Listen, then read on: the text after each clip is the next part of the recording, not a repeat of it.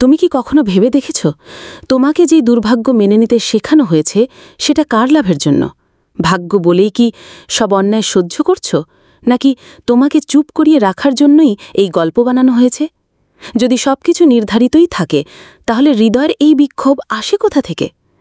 তুমি বুঝতে পারছ না, কিন্তু তোমাকে ধীরে ধীরে ভেঙে ফেলা হচ্ছে। বলা হচ্ছে এই দুঃখ, এই দারিদ্র্য, এই বঞ্চনা তোমার ভাগ্যে লেখা আছে, যেন এটা আল্লাহর পরিকল্পনা, যেন এই যন্ত্রণা মেনে নেওয়াই পুণ্য। অথচ সুফি মন জানে, যেখানে প্রেম নেই, প্রশ্ন নেই, প্রতিবাদ নেই, সেখানে আল্লাহ নেই।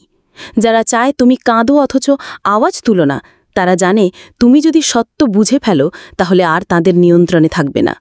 ভাগ্যের গল্প শোনানো হয় শুধুমাত্র তোমার প্রতিবাদ থামাতে, তোমার আত্মা নিস্তেজ করতে, যেন তুমি কখনো নিজেকে খুঁজে না পাও। তারা চায় তুমি চুপ থাকো, যেন তারা শাসন করতে পারে, শোষণ করতে পারে, নিজেদের প্রভু বানাতে পারে। কিন্তু তুমি কি জানো, আল্লাহ কোরআনে বারবার বলেছেন, আমি তোমাকে দেখার, শোনার, বোঝার ক্ষমতা দিয়েছি, যেন তুমি নিজের পথ নিজে চেনো। তাহলে এই নীরবতা কেন? এই আত্মসমর্পণ কাদের জন্য? তুমি যে দুঃখে আছো তা কি সত্যিই আল্লাহর দান, নাকি এই সমাজ, এই সিস্টেম, এই ধর্মীয় ব্যবসায়ীরা তোমার চারপাশে এমন এক পবিত্রতার মোড়ক তৈরি করেছে যেটা ভেঙে ফেললেই নাকি তুমি গুণগার?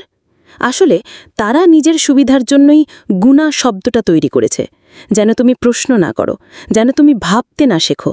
অথচ সুফি জগৎ বলে, যে ব্যক্তি প্রশ্ন করতে জানে না সে আল্লাহকে ভালোবাসে না।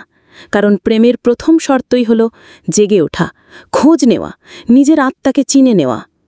তোমাকে বলা হয় সবর করো, তোমার জন্য একদিন কিছু ভালো হবে, কিন্তু তারা বলে না সেই একদিন আসবেই কিনা, বা তার আগেই তুমি ভিতরে ভিতরে মরে যাচ্ছ কিনা। তুমি কি জানো, সবর মানে চুপচাপ সব সহ্য করা নয়, বরং অন্তরের শক্তিকে জাগিয়ে তুলে কাজ করে যাওয়া। কিন্তু এই সত্য তারা লুকিয়ে রেখেছে, কারণ তারা চায় না তুমি বুঝে ফেলো তুমি আসলে অনেক শক্তিশালী, অনেক গভীর, অনেক সম্ভাবনাময় একজন আত্মা। তুমি যদি সত্যিই আল্লাহর সৃষ্টি হয়ে থাকো, তাহলে কেন তোমার স্বাধীন ইচ্ছাকে ভাগ্য বলে অস্বীকার করা হচ্ছে? তারা কেন বারবার বলে তুমি কিছুই করতে পারো না? না, তুমি পারো। তুমি পারো আল্লাহর আলো নিজের ভিতরে জাগাতে, তুমি পারো সমস্ত শোষণ ভেঙে ফেলতে, তুমি পারো সেই প্রেম খুঁজে পেতে যেখানে কেউ তোমাকে নিয়ন্ত্রণ করে না, বরং আল্লাহ নিজেই তোমার পথপ্রদর্শক হন।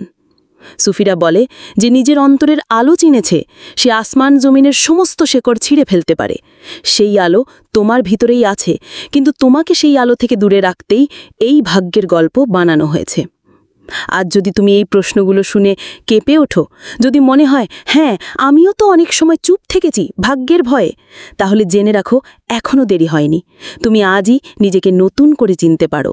তুমি আজই বলতে পারো, আমি আর শোষণের পুতুল হব না, আমি আমার আত্মাকে চিনব, আমি আমার আলো জ্বালাবো। কারণ ভাগ্য নয়, আল্লাহ তোমাকে দিয়েছেন অনুভবের শক্তি, প্রশ্নের অধিকার এবং প্রেমের অনন্ত উৎস। তাই এখনই সাবস্ক্রাইব করো যদি তুমি সত্যিকারের মুক্তি খুঁজে পাও। এই চ্যানেল শুধু গল্প নয়, আত্মার আলো জাগায়। আর কমেন্টে লিখে যাও তুমি কখন প্রথম ভাগ্য শব্দটাকে প্রশ্ন করেছিলে। এখনই জেগে ওঠো, কারণ শোষণের শেষ শুরু হয় যখন তুমি প্রথমবার চোখ খুলে তাকাও।